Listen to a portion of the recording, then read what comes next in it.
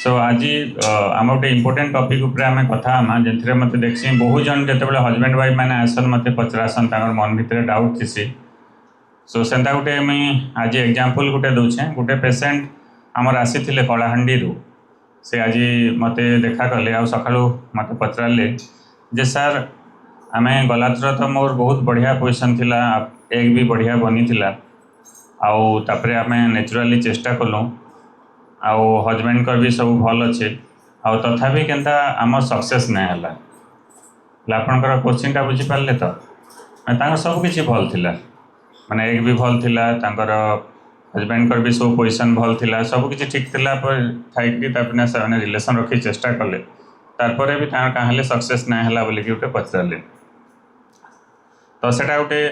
Important में देखसी बहुत लोग डाउट थी।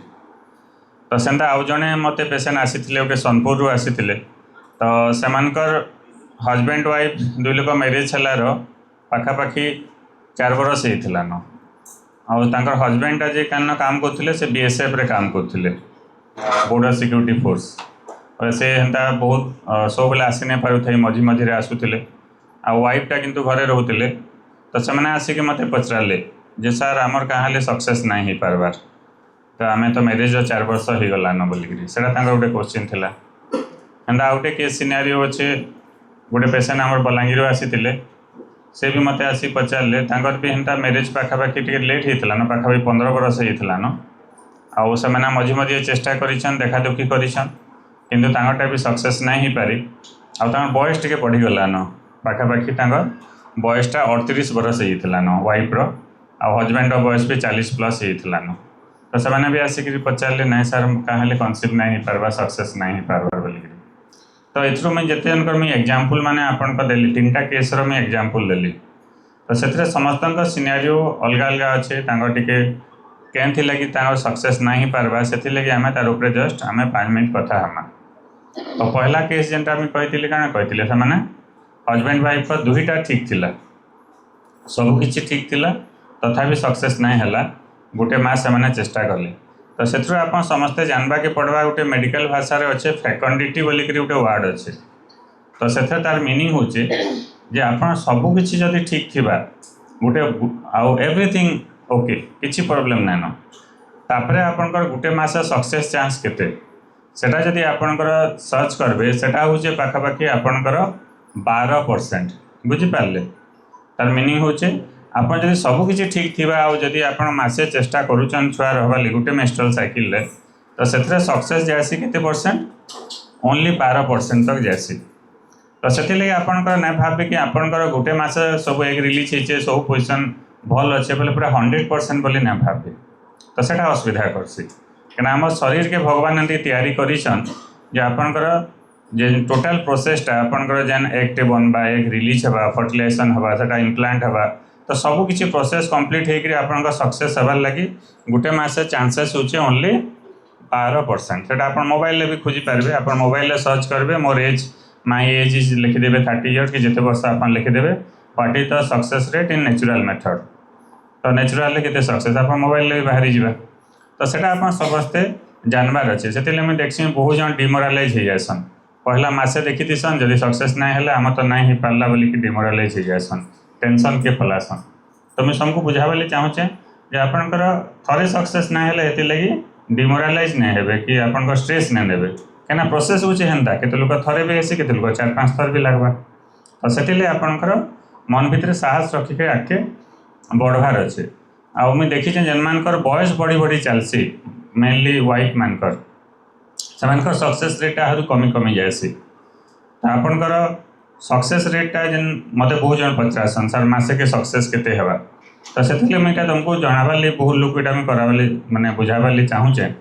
आ गोटे जिनिस आप समस्ते जानबे जे आपन इनफर्टिलिटी केते बेले कह जाए इनफर्टिलिटी बेले आपन पूरा मैरिज हला परे वर्षे आपन चेष्टा करबे 1 ईयर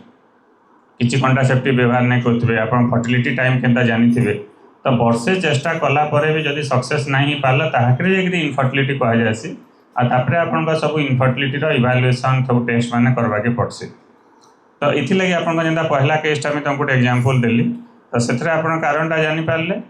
कौन असुविधा से भावुले मसरे सक्सेस हो बोलिक तो किंतु आपन धैर्य धरवा के पड़वा के लोकर मुझे देखी जाए के लोकर मसरे भी हो जासी केते लोक 3-4 मास भी लगसी किंतु से धैर्य धरिकी ट्रिटमेंटा कंटिन्यू करवा के पड़वा। आ 2 नंबर गोटे केस एग्जांपल देथिली से काना थिला हजबैंड वाइफ 2 लोक सांगे नहीं रही पारुथे हजबैंडटा के नथिले से बीएसएफ रे थिले तो हजबैंड जेहेतु बाहर रोते तो से लगे आपणकर क्या वर्षे क्या 3 वर्ष आपणकर 4 वर्ष हेले भी जदि आम सांगे ना रही पार्बा से केसेस सक्सेसटा हो ना पारे एतरे आम ये डेफिनेशन आउ देखले ना हुए वर्षे मैरिज होचे आउ से इनफर्टिलिटी है किंतु आपणका जदि सांगे रोचन बोले तापर जाकर इनफर्टिलिटी जदि सांगे वर्षे रहा जदि सक्सेस ना है आप इनफर्टिलिटी कहुसी तो जेन मैंने मनकर हजबैंड वाइफ सांगे नहीं रही पार्बा आजिकल बहुत जन चाकरी अच्छा हजबैंड वाइफ अलग अलग जगह पोस्टिंग अच्छी तो से टाइम से मैंने क्या करेंगे से गोटे फर्टिलिटी विंडो जानवर अच्छे केन टाइम रे आपन सांगे रहिले कनसीव होवार चांसेस बेसी थिसी सेटा आम फर्टिलिटी पीरियड बा फर्टिलिटी विंडो माने ओव्युलेशन टाइम बोलिक कह जाएसी आपन जदि ओव्युलेशन टाइम रे हजबैंड वाइफ सांगे रहे तो कनसीव होवार मैक्सिमम चांस थिसी बहुत लोक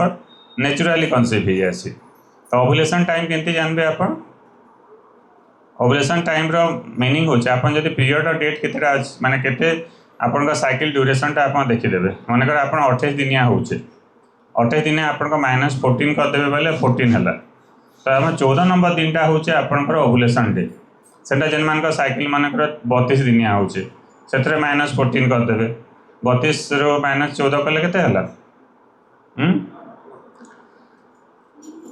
केते हला तो समस्त हम इंडिविजुअली समस्त को गोटे गोटे एग्जांपल दौचे आउटे केसेस में गोटे एग्जांपल जनक मन से क्वेश्चन आमर साइकिलटा जल्दी जल्दी हो जाऊे से बोले मोर साइकिलटा आपंकर 24 दिन हो जाऊे तो से -14 करेंगे तो से समस्ते कैलकुलेट करके देखिए जे आप -14 कलापर जेन नंबरटा बाहर से आपंकर ओव्युलेशन डे तो से हिसाब से आप समस्ते प्लान करवार अच्छे। नेक्स्ट हूँ आपंकर आउटे एग्जांपल दौचे लास्ट केसेसटा जेनटा आपंकर एज जेनटा आम बताली मन गोटे एज 37 बरस हो गलान जदि वाइफ बयस जब बढ़ी बढ़ी चलुचे सक्सेस रेटा कमी कमी जाएसी से एमएसटा बहुत कमी जाएसी तो से मुझे समस्त को कहसी आप पहला छुआटा जिते जल्दी है आपन प्लान करवार अच्छे जिते लेट करेंगे आप सक्सेस होवार चांसेसटा कमी कमी जा तो ये मुझे देखी जेन मानकर जेन एज जदि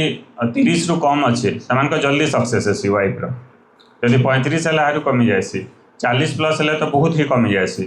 तो लास्ट केसेस जो मान बेसी एज आईवीएफ बा टेस्ट टू बेबी करी आपको छुआ पिला करवा के पड़सी तो मुझे से समस्त को रेकमेंड करसी आपंकर पर्सनाल लाइफ आम जेन प्रोफेशनल लाइफ एका साथ पार्लाली ने जिते जल्दी आपंकर पहला छुआ प्लान करवाटा बहुत इंपोर्टेंट है क्या लेट होगा द्वारा आम देखुचे बहुत जन जेन लेट मैरिज होचे पहला छुआ मैरिज है पहला छुआ जल्दी प्लान नहीं करवार तो से आसिक इनफर्टिलिटी होकर मन के देखा करवा लगे आसुचन तो मैं समस्त को रेकमेंड करे आपन 30 वाइफ के 30 वर्ष है आगु पहला छुआ प्लान करवाटा बहुत इंपोर्टेंट है जब 30+ हो फर्टिलिटी कमी कमी जाएसी तो यहाँ गोटे अवेयरनेस थिला समस्त लगे मत जेन मैंने के सिनारियो मैंने बहुत जन मत आसिक जेन कमन क्वेश्चन मैंने पचरासन ताकि नहीं समस्त को सचेतन करसी। ठीक अच्छे, धन्यवाद।